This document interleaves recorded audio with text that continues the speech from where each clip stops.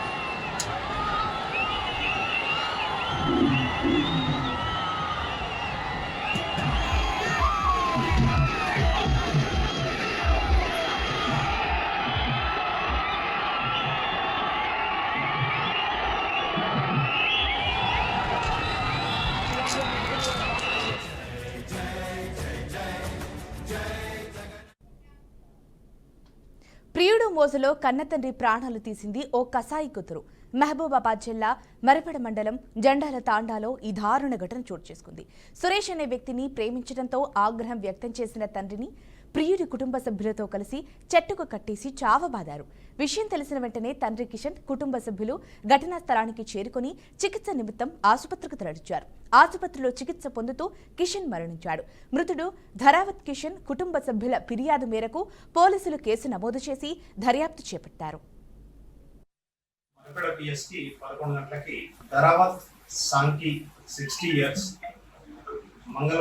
మంగళబండ తండా తిరుమలపాలెం మండలం నుంచి ఒక పిటిషన్ వచ్చింది మనకు.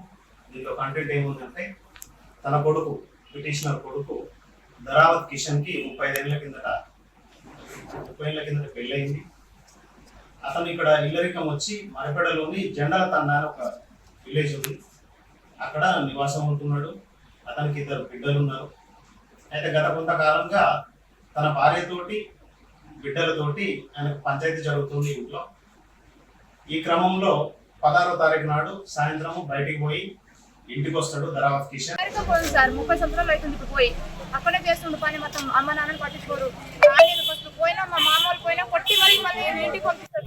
మా బావ పెద్ద బావకి దేవ్సి అండ్ చందు వాళ్ళందరూ కలిసి మా బావని చంపి కాళ్ళు చేతులు కట్టేసి మరి రోడ్డు మీద వర్షం వస్తుందా రోడ్డు మీద పడేసి తల వేసుకొని డోర్ వేసుకొని లోపల పడుకొని ఉన్నారు. మా బావని ఎట్లా చంపేసిర్రో వాళ్ళు కూడా అట్లే కావాలని కోరుకుంటాం సార్. మాకు న్యాయం కావాలని చేస్తున్నాం మేము. మాకు న్యాయం పక్కా కావాలి. పోయి మా బావని. మాజీ మంత్రి BRS working president KTR Sircilla జిల్లాలో పర్యటిస్తున్నారు. తంగళ్లపల్లి మండల అంకుషాపూర్ ఎంపీటీసీ కుంటయ్య నిన్న ఆత్మహత్య చేసుకున్నారన్న సమాచారం తెలుసుకున్న కేటీఆర్ నేరుగా అక్కడికి చేరుకున్నారు. ఎంపీటీసీ కుంటయ్య పార్థివ దేహానికి కేటీఆర్ నివాళులర్పించారు. అలాగే కుంటయ్య కుటుంబ సభ్యులతో మాట్లాడి వారికి ధైర్యం చెప్పారు.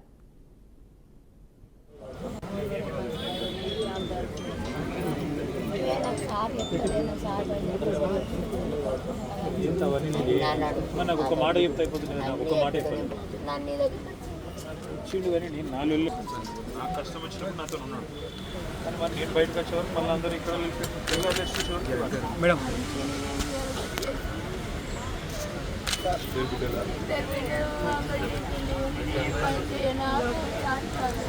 చూసుకుంటా ఇక నాకు సమస్య బాధ ఉందని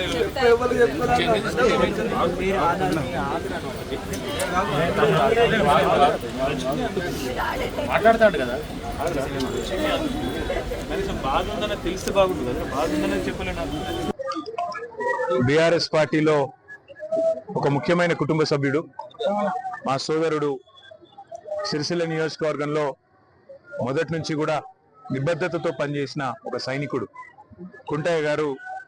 మరి మొన్న నాకు కష్టం వచ్చినప్పుడు, నేను ఏసీబీ వాళ్ళు నన్ను విచారిస్తున్నప్పుడు నా కోసం హైదరాబాద్ దాకా వచ్చి సాయంత్రం దాకా అక్కడనే ఉండి నాకు ధైర్యం చెప్పి, అన్నా నీకేం కాదని చెప్పి, మరి రాత్రి ఇక్కడికి వాపసు వచ్చి ఏమైందో తెలియదు, రాత్రికి రాత్రే ఆత్మహత్య చేసుకున్నాడని తెలిస్తే ఒక్క నిమిషం మనసు కకావికలమైంది.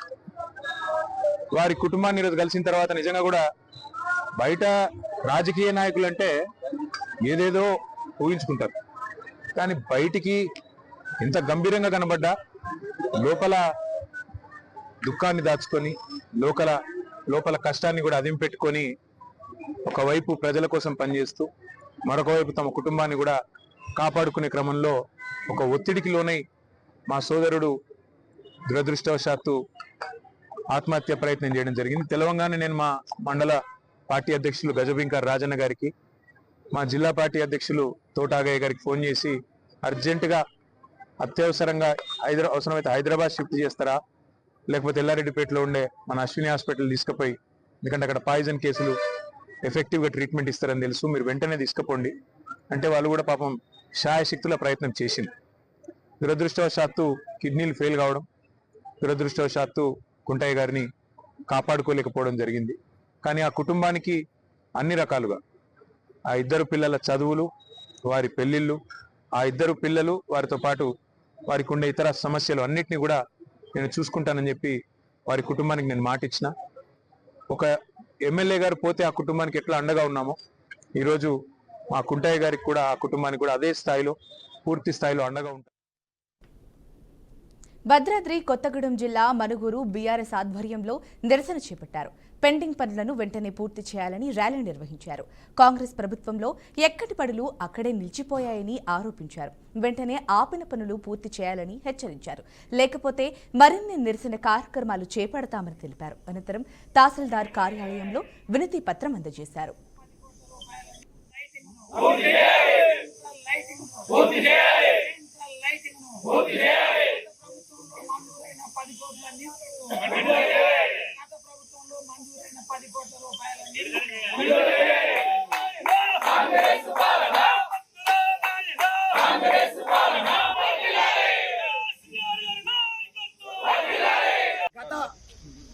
తెలంగాణ ప్రభుత్వంలో అప్పుడున్నటువంటి శాసనసభ్యులు రేగా కాంతారావు గారు సుమారు 150 కోట్ల రూపాయల వరకు వివిధ రకాల పనుల మంజూరీ తీసుకొచ్చినటువంటి సందర్భం తెలుసు. మరి ఆ పనులని ఈరోజు మొదలు పెట్టకుండా, వాటికి నిధులు మంజూరు ఇవ్వకుండా మరి ప్రభుత్వం, స్థానిక శాసనసభ్యులు కూడా ఆ పనులు పూర్తి చేయడం కోసం ఏమాత్రం చొరవ తీసుకొని సందర్భంగా ఈరోజు బీఆర్ఎస్ పార్టీ మనుగూరు వారి ఆధ్వర్యంలో ఏదైతే మండలంలో పెండింగ్లో ఉన్నటువంటి పనులు, ప్రధానంగా అంబేద్కర్ సెంటర్ నుండి బాంబే కాలనీ వరకు సుమారు 4 కిలోమీటర్ల చిల్లర గతంలో 10 కోట్ల రూపాయలు మంజూరు చేయడం జరిగింది. సెంట్రల్ లైటింగ్, రోడ్డు వైడనింగ్ కోసం అంబేద్కర్ సెంటర్ నుంచి రాయగూడెం వరకు కూడా రోడ్డు విస్తరణ, సెంట్రల్ లైటింగ్ పనులు కూడా మా పూర్వం కాంతారావు గారి ఆధ్వర్యంలో శాంక్షన్ అయింది. కొంత పని నడిచింది. దాన్ని కూడా ఈ ప్రభుత్వం ఆపేసింది. ప్రజలకు చాలా ఇబ్బంది అవుతుంది. ఉసుక లారీలు నడవడంలో చాలా యాక్సిడెంట్లు అవుతున్నాయి. కాబట్టి దాన్ని ప్రభుత్వము ఇమీడియట్గా ఈ 2 పనులు పునరుద్ధరించాలి. అలాగే సెంట్రల్ లైటింగ్ పని కూడా చేయాలి. మండలం ఉన్నటువంటి పెండింగ్ పనులను కూడా పూర్తి చేయాలని ఈ యొక్క ప్రభుత్వాన్ని మేము హెచ్చరిస్తున్నాం. లేని ఎడల మేము ప్రతి వారానికి ఒకసారి కూడా ప్రజల పక్షాన ఉండి మేము ధర్నాల కార్యక్రమం చేస్తాం. రంగారెడ్డి జిల్లా కందుకూరులో దారుణం చోటు చేసుకుంది.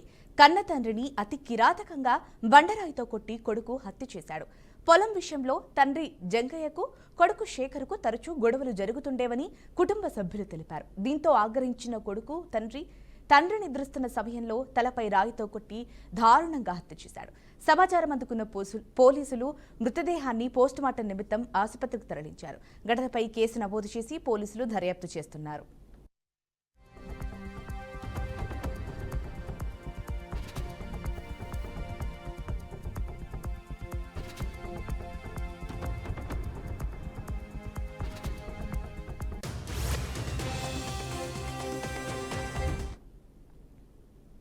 నంద్యాల జిల్లా నూనెపల్లలో దస్తగిరి అనే వ్యక్తి హత్యకు గురయ్యాడు. భిక్షాటన చేస్తూ జీవనం సాగించేవాడని స్థానికులు తెలిపారు. అయితే గుర్తు తెలియని కొందరు దుండగులు బండరాయితో కొట్టి చంపారు. డబ్బుల కోసమే హత్య చేసినట్లు పోలీసులు అనుమానిస్తున్నారు. గతంలో నూనెపల్లె బ్రిడ్జి కింద డబ్బుల కోసం పలువురుపై దుండగులు దాడి చేశారని గుర్తు చేశారు. ఘటనపై కేసు నమోదు చేసి పోలీసులు దర్యాప్తు చేపట్టారు.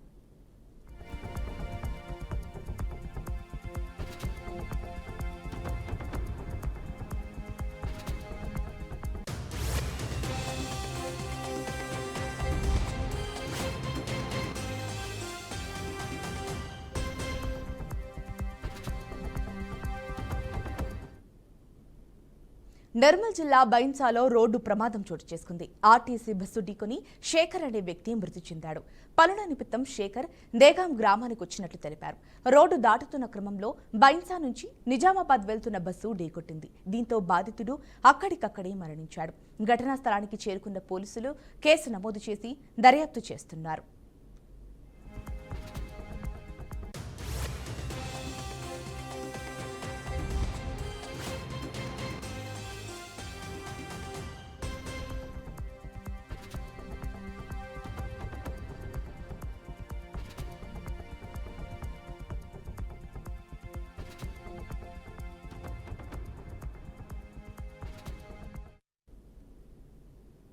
కర్ణాటక ఉప ముఖ్యమంత్రి డీకే శివకుమార్, ఆయన సోదరుడు కాంగ్రెస్ ఎంపీ డీకే సురేష్లకు ఈడీ సమన్లు జారీ చేసింది.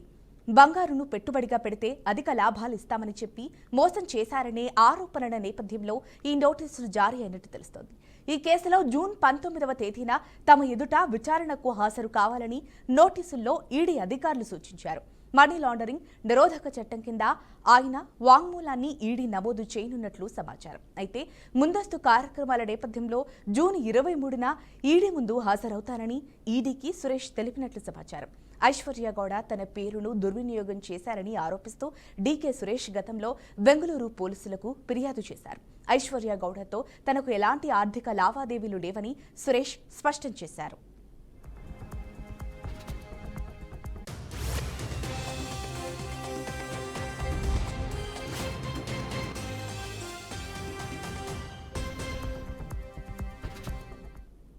ఏప్రిల్ నెలలో ఐశ్వర్య గౌడ అనే మహిళను ఈడీ అరెస్ట్ చేసింది. ఆమెకు పలువురు ప్రముఖ రాజకీయ నాయకులతో పరిచయాలున్నాయని అప్పట్లో వార్తలొచ్చాయి.